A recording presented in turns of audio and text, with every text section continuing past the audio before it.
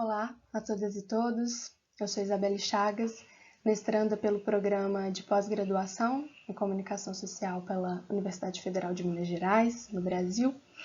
E antes de começar, eu gostaria de agradecer a organização do evento por possibilitar a partilha desse trabalho, intitulado Paternidade e Relações Familiares, um relato autoetnográfico de um bairro de periferia brasileiro.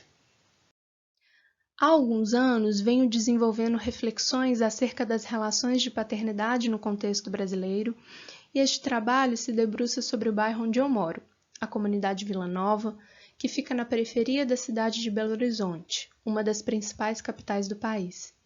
Neste espaço residem cerca de 900 pessoas, e nenhuma delas possui a propriedade da casa em que mora.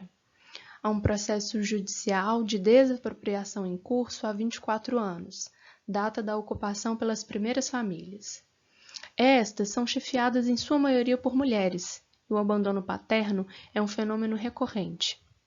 Enquanto moradora e também filha de um pai ausente, a minha implicação é estruturante na pesquisa, no seu modo de fazer e na sua escrita, nas relações que estabeleço com as minhas vizinhas, que se tornaram interlocutoras dessa produção de conhecimento.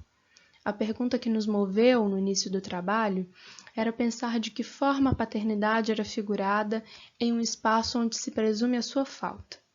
Neste bairro, os moradores não têm o registro formal de suas casas, sendo recorrentemente ameaçados de despejo. Dessa forma, relacionamos a ausência do nome do pai, a falta da escritura da casa e do direito de exercer a sua propriedade, tendo como pano de fundo a dimensão do patriarcado. É no diálogo entre os campos da comunicação e da antropologia que desenvolvo esta pesquisa. As redes de comunicabilidade da vila, que entrelaçam as relações que os corpos desenvolvem uns com os outros, com seus espaços e territórios, é aprendida pela etnografia. Nos apoiamos na tradição dos estudos da antropologia urbana brasileira, principalmente nos nomes de Gilberto Velho, Eunice Durran e Ruth Cardoso, propondo uma autoetnografia, movimento em que eu, pesquisadora, investigo minha própria comunidade. A partir da antropologia das imagens, proposta pelo historiador da arte alemão Hans Belting, buscamos compreender de que forma o corpo é elemento central na produção imaginária. É importante dizer que, ao propor uma pesquisa narrada em primeira pessoa, que atravessa dimensões subjetivas de um corpo feminino e feminista, não abrimos mão de assumir a objetividade do fazer científico. É o que Donna Haraway chama de objetividade corporificada, quando fala da necessidade de expor as nossas posições diante e dentro das investigações que realizamos. Há uma dimensão ética e política em falar das múltiplas posições que ocupamos e que conformam o nosso ser e estar no mundo. O conhecimento é sempre situado e corporificado. Dessa forma, é possível perceber que o corpo é elemento-chave no percurso metodológico quando eu me disponho a caminhar pela vila e conversar com os meus vizinhos, entrando nas suas casas, como também no percurso teórico, ao entendermos que as redes de comunicabilidade se materializam em imagens e imaginários que se realizam nos corpos.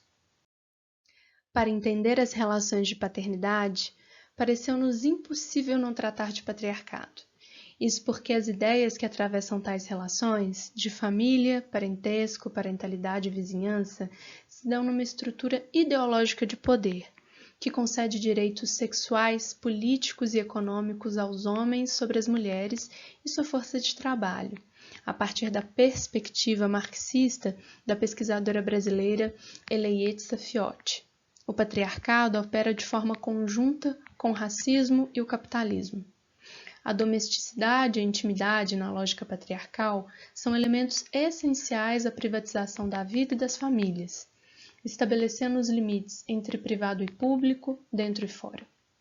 Contudo, tratando-se de um lugar onde a delimitação dos espaços se dá entre muros e quintais compartilhados, onde as casas se misturam aos becos e às vielas, essa relação parece menos rígida, ou melhor, se constitui de modos diferenciados. Como mencionei anteriormente, partimos das imagens e dos imaginários pela perspectiva antropológica, que propõe uma relação tríplice entre imagem, meio e corpo. A imagem é o resultado de processos de simbolização pessoal e coletiva, realizados no corpo. As representações visuais e técnicas só se tornam imagens quando animadas pela percepção, e assim se integram à nossa memória, como fruto de uma recordação. Por isso que podemos tratar daquilo que escutamos e sentimos, dos sonhos, dos rituais, das marcas e das presenças dos espaços, também como imagens. Tratando-se da metodologia, realizei 2 movimentos principais. Primeiro, a observação participante, de modo mais fluido, em caminhadas pelas ruas e pelas casas, e em segundo momento, entrevistas narrativas, em que convidei algumas moradoras e moradores para conversas mais longas. Conversei com 13 pessoas de forma individual e também em pequenos grupos. Essa experiência, ainda em curso, já vem durando 2 anos. Para esta apresentação, selecionei uma dessas conversas, realizada com 2 vizinhas amigas, Dora e Helena, que apresentarei logo a seguir. Também realizei um trabalho de produção de fotografias, feitas por mim e pelas pessoas com as quais conversei, como essas que apresento agora, da janela do meu quarto e da varanda de um dos meus vizinhos. As janelas e as portas, aberturas e passagens entre dentro e fora, são significativas nos modos de comunicação que tanto nos interessam. Por meio delas, é possível ver e ouvir os vizinhos, já que as casas se dispõem muito próximas umas das outras, assim como representam um incômodo em vários momentos, quando um se vê vigiado pelo outro, por exemplo. Retomando a paternidade, ela também parece figurar-se nesse jogo de invisibilidade e visibilidade, mostrar-se e se esconder, conformar e incomodar. Apresento agora um breve relato de uma das minhas experiências de campo. Dora e Helena têm 50 anos, são vizinhas e amigas.